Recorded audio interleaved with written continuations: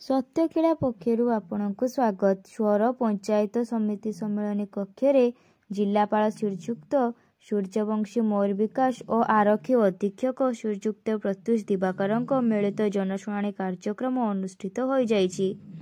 स्वर पंचायत समिति अधीनस्थ विभिन्न ग्राम पंचायत 119 जन अभियोगकारी निजर अभियोग नहीं आसीथिबा बेले सेथिमध्यरु 111 गोटी व्यक्तिगत 6 गोटी सामूहिक अभियोग उपस्थापन करथिले एवं 2 गोटी मुख्यमंत्री सहायता पांठि निमंते दरखास्त प्रदान करथिले। एही मिलित जनशुणाणी कार्यक्रम 11 गोटी अभियोगर तत्काल समाधान करा जायथिला।